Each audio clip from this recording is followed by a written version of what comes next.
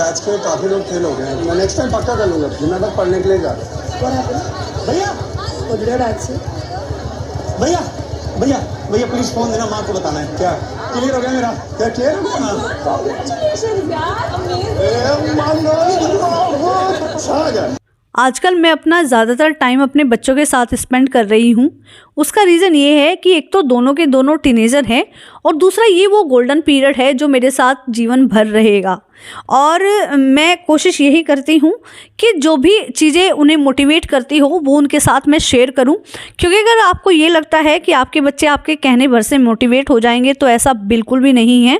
उनको मोटिवेट करने के लिए आपको अपने एफर्ट्स लगाने पड़ेंगे, जो टाइम टाइम पर आपको डालने ही डालने पड़ेंगे। जो कुछ भी मेरी डेली लाइफ में होता है वही सब चीज़ें मैं आपके साथ शेयर करती हूँ। मैं एक होममेड ऑयल बहुत टाइम से यूज़ कर रही हूँ। इसको मैं सीज़न के हिसाब से थोड़ा सा मॉडिफाई कर लेती हूँ, अलग अलग टाइप से मैं इसको बनाती हूँ।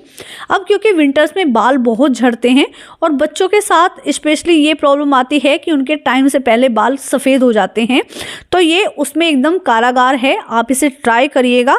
मैंने कोकोनट ऑयल लिया है और देखिए 2-3 आंवले को मैंने छोटा छोटा सा काट लिया है। आप यहाँ पर 4 से 5 आंवले ले सकते हैं और आंच को आपको बिल्कुल धीमा ही रखना है। ये कम से कम 20 से 25 करीब पत्ते हैं, वो मैंने लिए हैं।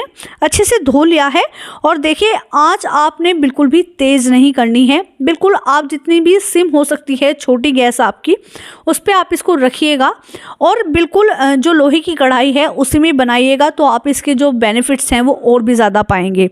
अब मैंने इसमें 1 चम्मच कलौंजी डाली है और 1 चम्मच मैंने इसमें मेथी दाना डाला है और बिल्कुल धीमी धीमी आंच पर हम इसको पकाएंगे।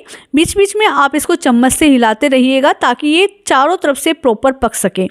अब देखिए ये पकना स्टार्ट हो गया है। बहुत ही अच्छे बेनिफिट्स इसके आते हैं। हेयर फॉल की कोई प्रॉब्लम आपके साथ नहीं आएगी और अगर आप इसको रेगुलरली यूज़ करते हैं तो मैं आपको अपना एक अनुभव बताती हूँ कि मेरे घर में किसी को भी डैंड्रफ की कभी शिकायत नहीं होती है और काफ़ी टाइम से टचवुड मैंने डैंड्रफ देखा भी नहीं है। बहुत अच्छे बेनिफिट्स आपको इसके देखने के मिलेंगे। यानी मैं इतना ही कह सकती हूँ कि आप इसको जब ट्राई करेंगे, बाकी तो आप तभी जान पाएंगे। इस ऑयल को बनने में लगभग 20 से 25 मिनट लगते हैं। बिल्कुल धीमी धीमी आँच पे इसको पकना होता है, तभी जितनी चीज़ें हमने इसमें डाली हैं उनके जो पोषक तत्व होते हैं हमारे तेल के अंदर एब्जॉर्ब होते हैं। जब आपको लगे कि ये इस तरह से गोल्डन हो गया है, थोड़ा सा रेड होना स्टार्ट हो गया है, उस टाइम पे आप गैस को बंद कर दीजिए और इसे तुरंत नहीं छानना है। आप इसमें इन चीज़ों को ऐसे ही पड़े रहने दीजिए तकरीबन 20 से 25 मिनट और उसके बाद आप इसे छानिएगा। जब आपको लगे कि थोड़ा थोड़ा ये हल्का सा मतलब ठंडा होना स्टार्ट हो गया है, उस टाइम पे छानिएगा, क्योंकि अब सर्दी है और सर्दी में तो ये जमना स्टार्ट हो जाता है, तो आपको थोड़ा सा गर्म छानना पड़ेगा। लेकिन अगर आप इसको गर्मी में बना रहे हैं तो आप इसको 1-1.5 घंटे के लिए भी छोड़ देंगे ना, तब भी बिल्कुल मतलब बढ़िया है। तो तेल मेरा तैयार हो गया है इसका, क्योंकि आंवला हम इसमें डालते हैं और करी पत्ता डालते हैं तो उसकी वजह से इसका जो कलर है वो थोड़ा सा ग्रीन हो जाता है। बहुत अच्छे बेनिफिट हैं। आपका जो हेयर फॉल है अगर हो रहा है तो रुक जाएगा और अगर नहीं होता है तो बिल्कुल नहीं होगा। कहने का मतलब ये है कि हेयर फॉल की समस्या पूरी तरह से गायब हो जाती है और प्री मेच्योर हेयर जो ग्रे हो जाते हैं, यानी जो बच्चों में ज़्यादातर ये प्रॉब्लम्स देखी गई है, वो बिल्कुल पूरी तरीके से ये ठीक हो जाती है। आप इसे हफ्ते में 2 बार कम से कम यूज़ करिएगा, 3 बार भी कर सकते हैं। और बेनिफिट्स तो हमें तभी पता चलते हैं जब तक हम चीज़ों को अपने साथ मतलब अपनी डेली लाइफ में उसे इम्प्लीमेंट नहीं करते हैं।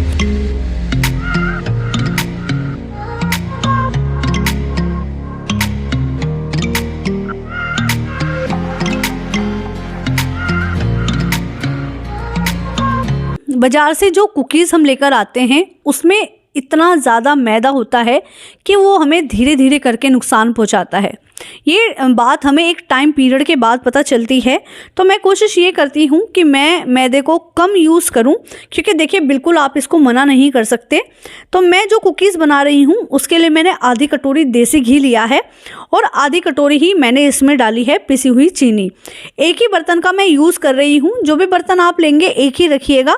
अच्छे से इसे मिक्स करेंगे और मिक्स करने के बाद जिस कटोरी को मैंने मेजरमेंट के लिए रखा है, देखिए वही आधी कटोरी मैंने इसमें बेसन की डाली डाली है और उसी की 1/4 डाली है सूजी की।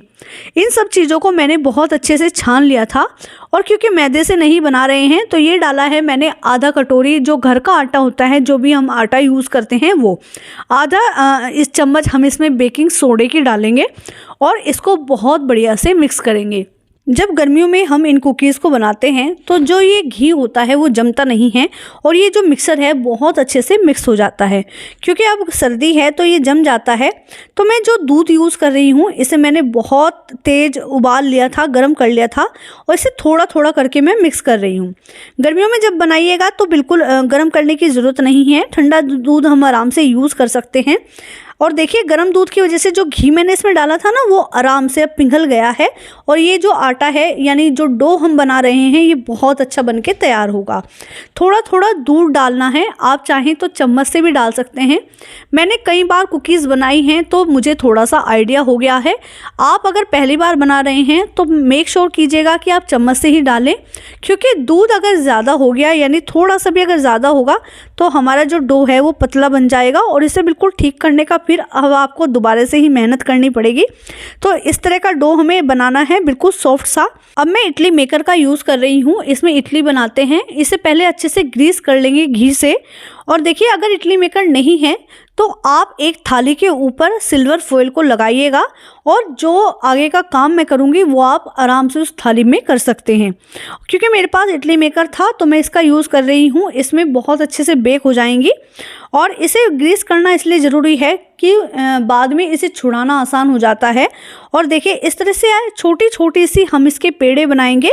साइज़ आप अपने अकॉर्डिंगली देख लीजिएगा, क्योंकि अब ये फैलेंगी तो उसके अकॉर्डिंगली अगर आप थाली में रखते हैं तो आप इसको थोड़ा सा दूर दूर रखिएगा, बिल्कुल सटा के इसको मत रखिएगा। तो मैंने इसमें देखिए इस तरह से छोटी छोटी गोले बनाए हैं, पेड़े बनाए हैं, वो रख दिए हैं। और इसी तरीके से एक टाइम में 16 तैयार हो जाते हैं तो मैं 16 ही बनाऊंगी, 1-2 जो बचेंगे उसको बाद में बना लूँगी। और इसी तरीके से आप इसको थाली में रख सकते हैं और आराम से ये बनकर प्रिपेयर हो जाएगी। अगर आपके पास ओवन है तो आप इसको ओवन में भी बना सकते हैं, आराम से ओवन में बन जाएगी। लेकिन मैं इसको बना रही हूँ आज गैस के ऊपर भिगोने के अंदर। आप चाहें तो कढ़ाई में भी बना सकते हैं।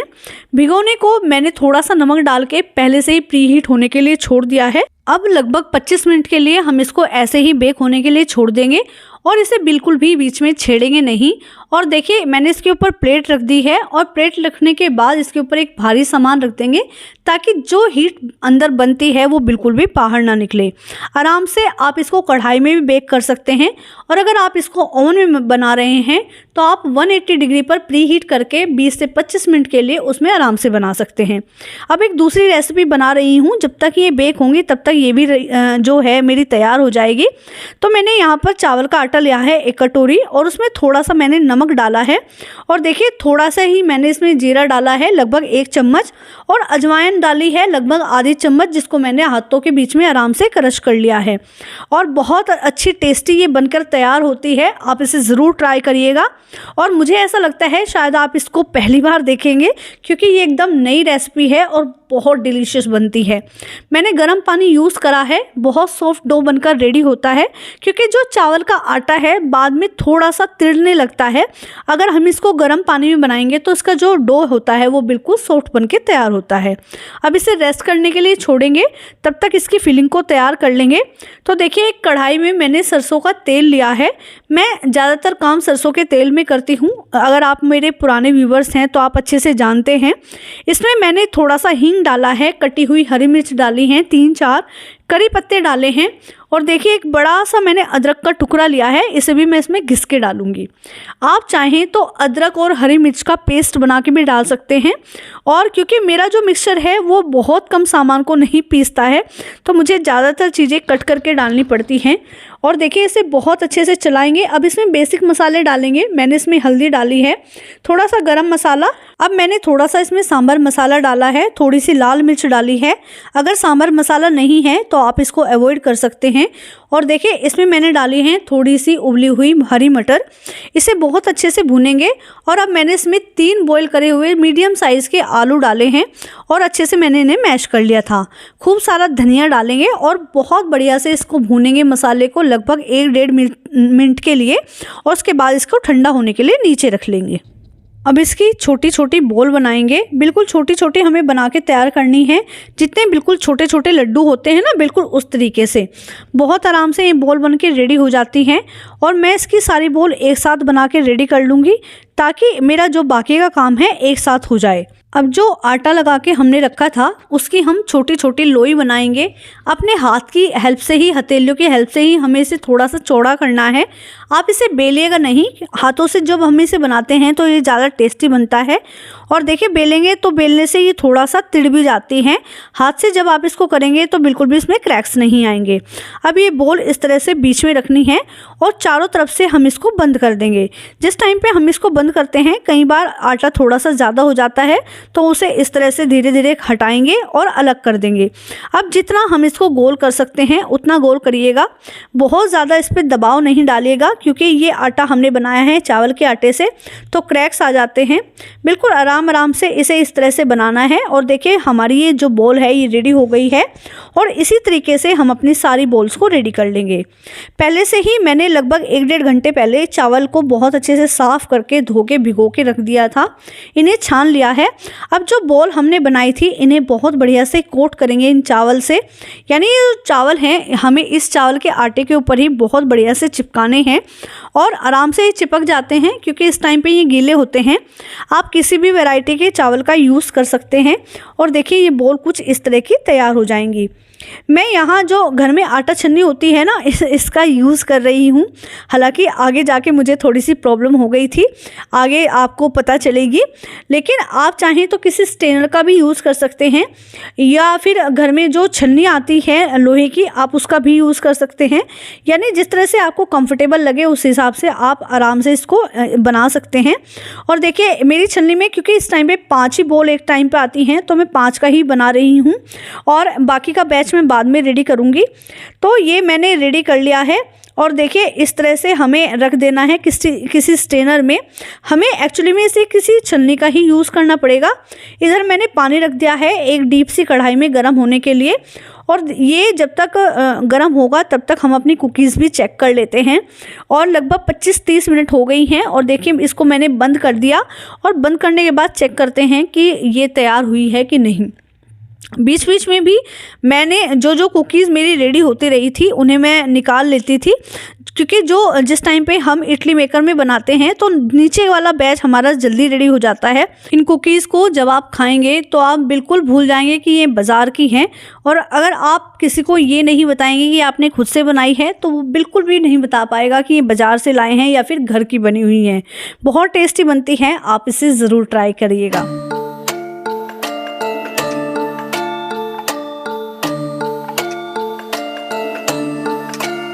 अब देखिए कढ़ाई में जो पानी हमने गर्म होने के लिए रखा था ये भी उबलना स्टार्ट हो गया है।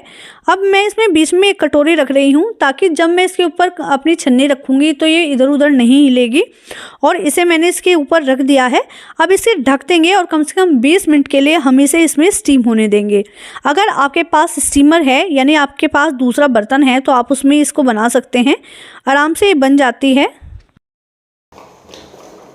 यार ये कहाँ बन गो मेरे इसका? क्या? मैं छन्नी को कहाँ बन गो? डैडी एक तो दे दो यार। अभी बाबू एक से कुछ तो ना हो जाएगा यार मम्मा, इतने सारे के पास एक दे दो ना। अच्छा माँ कहते जो खा लो। नहीं हाँ वो ले लो। Thank you. माटी तो अकेले नहीं लेगी पर यहाँ से तो अकेले का आप जो करे को समझ। हाँ तो कोई बात नहीं, ठीक है। घर में जब भी कोई नई चीज़ बनती है स्पेशली अगर वो खाने की है तो बच्चे बहुत देर तक पेशेंस रखेंगे, ऐसा बिल्कुल भी नहीं है। जैसे ही कोई भी चीज़ मैं बनाती हूँ, कोई भी डिश बनाती हूँ तो बच्चे एकदम से मतलब मुझे पूरी तरीके से शूट तक नहीं करने देते। और देखिए बहुत क्रिस्पी ये बनके रेडी हुई हैं और सबने इसको खूब इंजॉय किया। और कुकीज़ हो गई हैं ख़त्म, लेकिन एक एक्सीडेंट हो गया है। ये देखो मेरी आटा छन्नी का क्या बन गया। तो बस अभी बनने वाली हैं। इधर दूसरी रेसिपी भी हमारी रेडी हो गई है। लगभग 25 मिनट लगे इसे पूरी तरीके से स्टीम होने में, और बहुत डिलीशियस लगती है और बहुत हेल्दी है, क्योंकि जितनी चीज़ें हम लोग फ्राई करके बनाते हैं वो ज़्यादातर हमें हेल्थ बेनिफिट नहीं दे पाती। तो स्टीम करके चीज़ें हम बनाएंगे तो हमारे लिए ज़्यादा हेल्दी रहेंगी।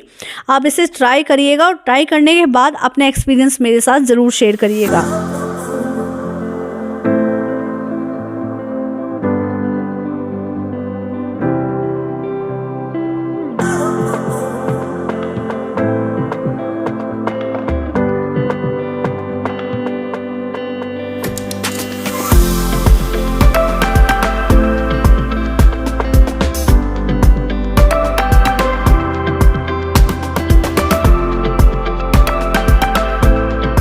तो दोस्तों ये हो गया आज का वीडियो अगर पसंद आया हो तो वीडियो को लाइक शेयर कमेंट ज़रूर करिएगा। जो दोस्त चैनल पर पहली बार आए हैं प्लीज़ चैनल को सब्सक्राइब कीजिएगा। बहुत जल्दी मुलाकात होगी एक नई इंटरेस्टिंग वीडियो के साथ। तब तक के लिए अपना ढेर सारा ख्याल रखिएगा friends. Okay friends, thank you and bye bye.